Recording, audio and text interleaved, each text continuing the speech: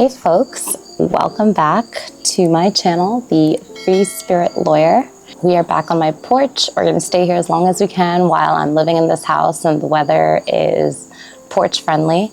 I've got another beautiful mug of deep, dark coffee. I was about to say dark chocolate. This is definitely not how I start the morning with chocolate. Although, I mean, power to you if you can. So we're back. And it's another beautiful Sunday morning. Maybe I'll try to make this my regular time to just have very casual Sunday chats and check-ins with you. But I want to talk today about what I've been thinking about this week, which is how I think we all need to go back to slow living. I feel like we've forgotten some of the lessons we had learned during the pandemic, which is that 90% of the things we treat as urgent are not urgent. And we're all just trying to do so much all the time. And we may not realize the cost of constantly being in this state of getting things done. Because culturally, we associate that with being productive, efficient, being a go-getter. And I think all of that goes back to, again, this obsession with productivity is something that I think we really need to reanalyze. Why do we feel that people need to be so productive all the time? Why? I don't think productivity is actually what enables creative problem solving or solutions to come about. Productivity just helps certain types of industries be more profitable. So the last time that I met you all on my porch, I kind of went on another sort of freelance, like freestyle thinking session. And I was just using an example of a day where I was trying to learn how to do YouTube videos, and it got really frustrating and I was in a bad mood, and I ended up going and playing pickleball, picked up my mood, came back home, made the video, took a few minutes, and then actually had enough energy to go back into some work tasks and finish some work that night. And I used that little story to talk about how smart people are extremely self-aware. I'm going to repeat that. Smart people are extremely self-aware. I think the smartest people I know are so in touch with what their emotions are. They're not necessarily beholden to their emotions, but they're aware of what their emotions are. They're aware of what their energy state is. They're aware of what their body feels like. And so when a person doesn't seem sincere, they have a very strong sense of that intuitively, and they trust it. And they'll try to steer away from those kinds of people. When they are feeling anxious in a particular social setting, they'll find a reason to leave. When they're tired, they'll end a conversation and take time alone. When they're enjoying something, they'll find a way to actually relay that they're enjoying it. I think these kinds of people who are very self-aware end up being also the very secure relationship type people, because they can be more transparent with their communications. They don't have to play games of being controlling and then trying to be codependent. They don't have to be avoidant and then create anxiety in the relationship, but they can also honor and protect their own boundaries. So people who are secure and people who are emotionally self-aware and just generally self-aware, I think, are some of the most intelligent people. And it's a shame that in our robust school system and education system, we spend very little energy on teaching people skills they need to be self-aware, and then how they can have actions that align with that self-awareness. I do think this is why people who are very self-aware eventually struggle being in workplaces where the style of work is extremely rigid. And I have struggled with that too. And ironically, like I said, people who are self-aware, I think, are the most intelligent. They have successful interpersonal relationships, friendships, romantic relationships, health, because they can take care of themselves. Someone who knows that tension is going up in a conversation can create jokes and try to lessen the tension, but when someone's really having a hard time, can also show the right kind of empathy and listening ear. Anyway, I remember being in one particular job. I won't go into the details in this video, we'll save it, where my boss was so old-fashioned, and he just expected everyone to be at the office at a certain time. And if you were 7 minutes late, it's like he's looking at his watch and making you feel so bad. And then everyone had to eat lunch at the same time. And everyone had to work till the same time. And if you took a really long bathroom break and you looked idle for too long on one of the like online things, he would like come walking around to see where you were. And I was like, who can work like this? Who can be motivated? Who can have a good... I just spent that whole year feeling so infantilized, and I thought it was so condescending and disrespectful, because intelligence is not your ability to just sit like a statue, which is not what a human body was designed to do, and just pump, pump, pump, pump. That's like what a machine can do. And I don't think humans should strive to be machines. I think humans should strive to be the highest embodiment of what it means to be a human. And to me, that involves very expansive, creative, and novel thinking. It involves emotional intelligence and communication, and it involves recognizing and celebrating humanity, things that make human beings different from animals. And those include beautiful qualities like redemption and regret, and things that are like kind of sophisticated emotions that animals, we wonder if they can experience them. So anyway, long story short, I definitely have been thinking a lot about traditional 9-to-5 office jobs in the last year. And in our last video, I talked about how when you are at a sort of plateau or just hitting like a writer's block or a slump or fatigue or frustration, recognize that and figure out how to change it. Like pretending that you don't have it or just always trying to muscle through it probably isn't the best solution. What's probably more effective is kind of what I mentioned last time. You can change your venue, change the activity that you're working on.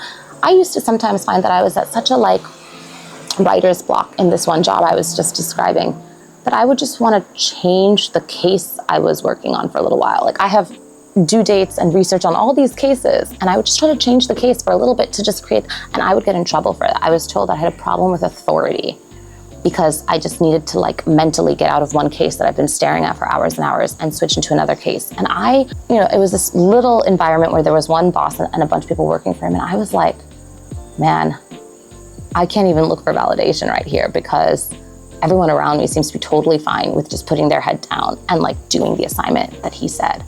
But like, this is abnormal. And I had worked in law firms before where it's like, yeah, you're trying to get all these different cases done. They all have different deadlines. And then it's like, you do your schedule. And I was like, how did I become the person who realized that a law firm is a lot better than this like small little environment that's considered so prestigious? Because you actually get adult autonomy. No one checks what time you're walking in the door. No one checks what time you're having lunch. No one checks what time you're leaving. They just want all your deadlines to be met. They want the quality to be high. They want the general aggregate billable hours to be reasonable and commensurate with their expectations. And even now, as I'm talking about it, I'm like, man, I should do a separate video on the benefits of working at a law firm, not just the drawbacks. Anyway, so I talked about how you can change the activity you're doing. It doesn't even have to be the activity within work. If you need to take a break from work, it should not be an abnormal concept. Like, go play with your dog for a little while, go play with your kid for a little while, go take a walk, go have a snack, go for a jog. Like, these are healthy things, and they will change your energy state, and they will change your positivity, your productivity, all of that. And that little break will probably bring you dividends back, because you'll come back with more motivation, optimism, and flow. So we talked about that in the context of pickleball. Now, I am finally getting to the point in the video where I wanted to talk about slow living. You'll have to forgive me. This is my, I guess, third or fourth video that I'm trying to do for this channel, and I have to figure out how much of this channel is just going to be me giving you a totally free rant. And if it continues to be unwatchable, we'll do some scripting, we'll do some outlining, we'll add some production in. All that stuff is learnable. So we got to start somewhere. Slow living. I recently went to a wedding of one of my friends from college, and instead of staying at the wedding venue, I stayed with a person I brought along about 45 minutes away on a beautiful farm. And there was a tiny house. And the crazy thing is, after the wedding, I was decompressing. And me and the person who stayed in the tiny house with me were talking about like some of the takeaways from that week. There were a lot. I'm definitely gonna do a video on weddings. I have a lot of thoughts. But what stood out to me in that talk was that this dear friend of mine said that the trip made them realize that they need to slow down and do less. And I think this is what a lot of vacations often leave us with. We realize that we are so spun up and overworked, and our brains are like tied into these little knots. And it's, again, futile. It's futile. We're all waiting to die. We create all this urgency. This urgency gives us a sense of like meaning and purpose and importance. 90%, I think, also of like what we choose to do to fill up our time and feel busy is done so that we can feel important and feel like we matter. It's all like self-validation exercises. But most of it is pretty futile. I mean, talking about the downsides of law firms, half those assignments were like fake. It was just like chains of command. Nobody really wants to understand the case that the client, so they're like, okay, I feel like there's these issues in the lawsuit, so I need research on A, B, C, D, X, Y, Z, and I'm gonna give these research assignments out to the people below me because I don't have the time to sit there and like parse through the research, and then they'll give me back these memos on dates that I set, and then I'm gonna absorb it all and think about it, and then I'm gonna put it together and talk to the client. That's like kind of the model. So a lot of that could have been avoided if people just put their own mind power into the client work directly and just gave them an answer when they felt like they had gotten enough research and insight to have an answer that they think is correct. This really will be another video about how arbitrary deadlines actually can have a really, really bad collateral effect on people's lives. Because I used to serve these deadlines like they were deadlines set by God, and I have missed moments of life with important people that I'll never get back in the service of deadlines, arbitrary deadlines. Okay. Slow living. What does this mean? I actually took some notes this time. Okay, these are just some basic notes from earlier this week. Not getting so irritable. When you slow your mind down and you're not as rushed to get things done and to go places, you can actually have deliberate conversations with people. And I think half the time when conversations get hostile, it's because someone is irritable, and they're irritable because they have a sense of urgency on them. So I think when you really start believing everything is not urgent, my needs are the most important, my human needs, my needs for sleep, my needs for peace, my needs for nourishment. When you believe those are important, then you get to a point where you're like, okay, if something doesn't get done by 9, 10 o'clock in the day, it's not meant for that day. It's gonna happen the next day or another day. And the world will have to deal with that. And my needs are important enough where the world can deal with that. And so a lot of this has to do with learning that you are important. You need to service yourself first, and that things that can be put off can be put off. I think there's a lot of beauty in having to-do lists in which at the end of the day, you didn't get some things done and you just move them to the next day. I actually use Post-its in my to-do list because they're all aspirational things I want to do. The ones that are the most important are usually at the top of the list, and then the other Post-its just get moved. They just get moved, and it's okay. It's nobody's dying. And if nobody's dying, they can be moved. And if somebody is dying, they're already dead. I mean, then like also what's the urgency? So as crude as that sounds, I really mean it. There's very few situations, maybe if you're like the captain of a sinking ship, or like an ICU doctor. Like there's really few people who are dealing with like urgency where the moments matter. Okay, so slow living, I think, will lead to better communication, kinder people who can just interact with one another, get along better. You don't agree with my ideas on monogamy, polygamy, okay, let's talk about it. You don't agree with my ideas about marriage, divorce, okay, let's talk about it. You don't agree with like conflict in the Middle East, okay, let's talk about it. I mean, if you're not in a rush and you don't feel a sense of urgency, then these are just conversations. You should be able to have them. Eating late at night, okay, this is one I'm so guilty of because I fill my day with so many things. In particular, I get in my car, and this morning I got up early and I was waiting for a text message from a friend who wanted to go work out early, and I didn't see one. And then my phone, I put it on silent, thought I'd get set up for these videos. And then halfway through, I got the text message like, I'm actually at the gym, I wanted to get it done with early. I was like, I got up early so I could go to the gym with you. But I didn't see these text messages. But I was like, that's okay, because I'm the kind of person where my mind is the slowest first thing in the day. I said this in my last video. When the neighborhood is kind of quiet, Like when I first came out here, I was hearing the crickets chirping. Now they've kind of gone down. The sun's gonna come out. It's gonna be like mid-80s soon. This camera gets really hot. So I was like, let me get this video in, even if it's all over the place, while my mind is slow, because it's a video about slow living. And the minute I get out and I start interacting with people and having conversations and doing burpees and throwing wall balls and whatever it is, I'm gonna be in this like fast state of mind. I'm gonna be like, let me stop at the post office. Let me pick up this thing from Trader Joe's. Let me do this. And I was like, maybe it was better that I didn't see her text message, because all those things will get done. But my point is, like, if you're anything like me, once you start getting certain tasks done, you kind of get a momentum, and that tranquility that you started with kind of gets punctured and it's gone. And it's very hard to get it back. And so sometimes in the morning, that's the best time for me to do things like job applications, legal analysis, ideas for a video, journaling, peaceful, slow things. And so what happens when we do start doing productive tasks one after another? For me, that often looks like going to work, doing a ton of productive things at work, going from one assignment to the next, to the next, to the next, trying to take things out of my inbox, phone calls, sometimes running to court. And then the day ends, I'm like, okay, let me try to make it to the earliest after work workout class that I can make.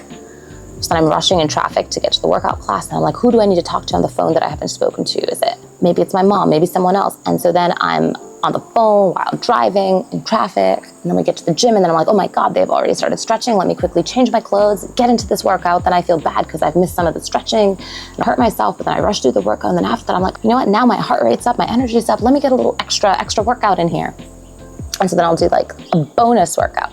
And then I get home, and I'm like, oh my God, I have these sweaty clothes on me. I can't eat with sweaty clothes on. I need to take these off, like put everything away, put away the work bag, put away the laptop bag, put away the dirty clothes.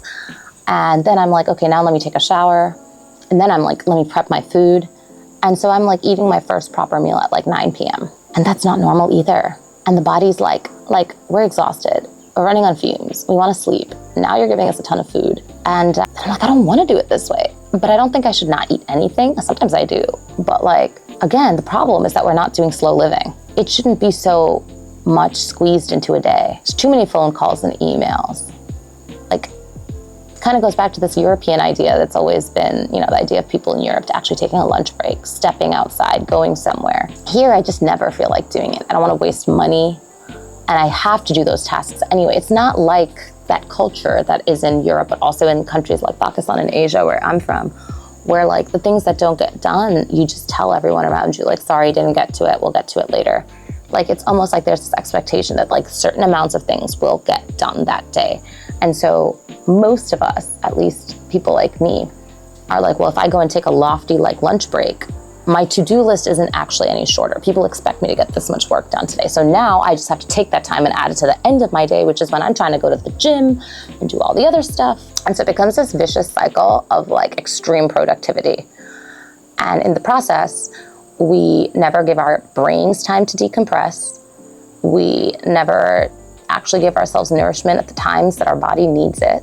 And then late at night, we have trouble sleeping. And this all comes back to us and bites us because our brain can't be hacked. Our body can't be hacked. It's really hard. Yeah, you can get medicine and kind of manipulate things a bit. But on the whole, like, if your brain's been so tightly wound up doing one task after another, it takes time to like unwind it at the end of the day.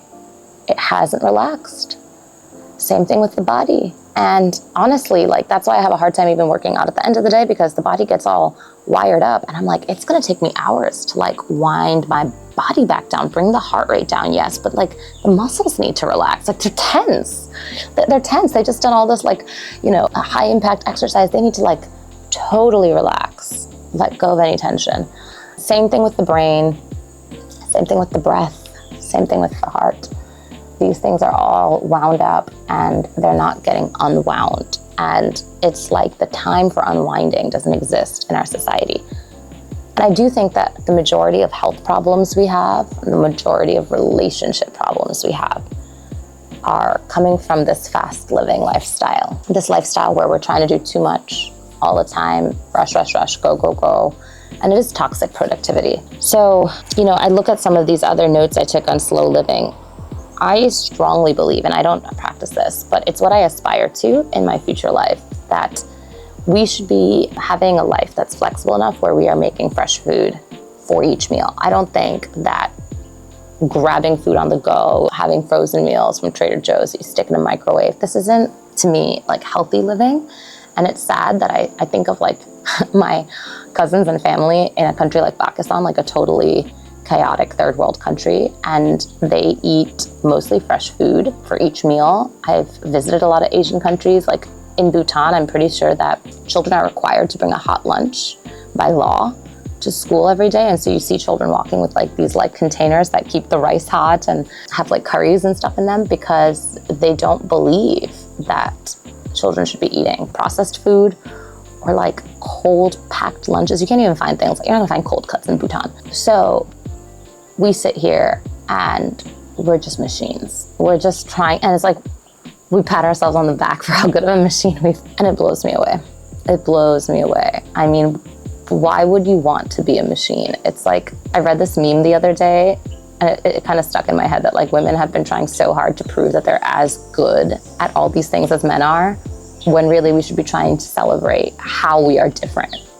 And it's the same thing with human beings. Like, why are we trying to prove that we can be as good as a machine, or as good as like an animal that has a different level of consciousness? Like, no, we should be celebrating the fact that we have a very unique style of consciousness. We're not machines. That's what makes us so special.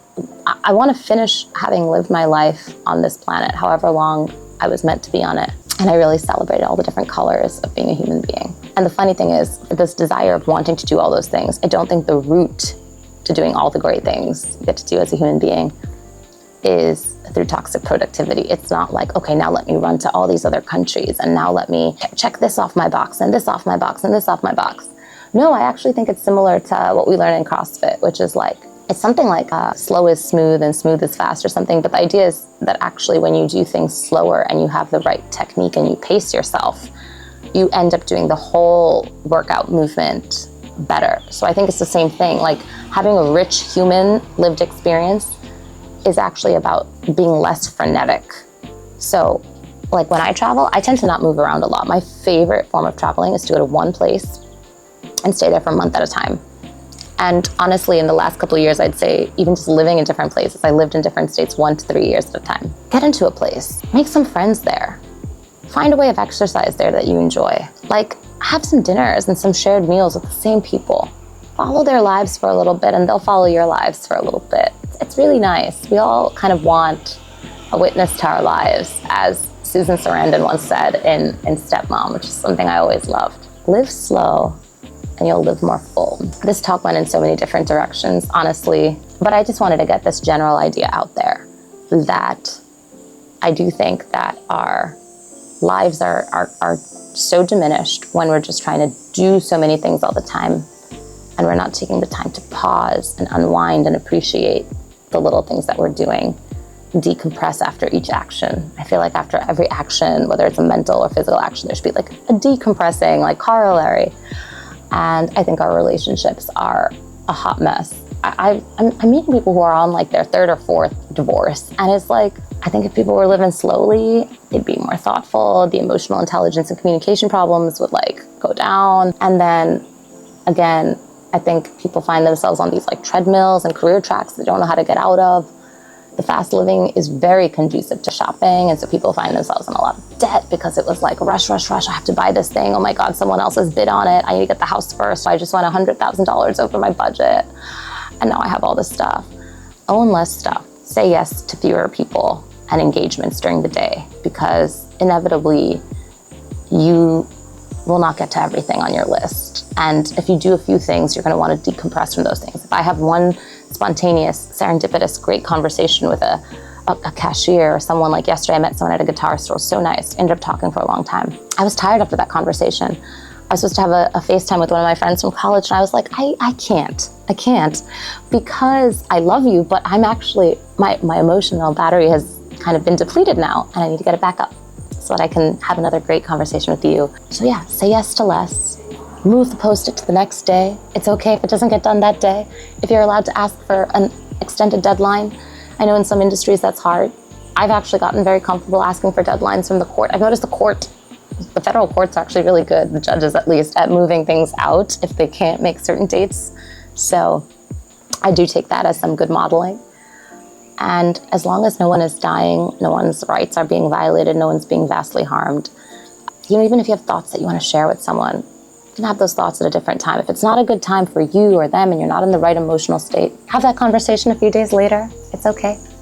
Your thoughts will be just as valid. Take the time to stretch your body before you work out, after you work out, hydrate, shower, try to make a fresh meal. Yeah, the video's been all over the place, but I insisted on getting it done this morning while these thoughts were fresh on my mind, while the universe still looked slow because I still don't see a lot of neighbors and a lot of cars. If you have borne with me so far, thanks so much. I hope you have a wonderful day. And tell me all the different ideas that you guys have for how we can live more slow and purposefully and peacefully and intentionally. Because I love these kinds of ideas that I can bounce around with others. All right, take care.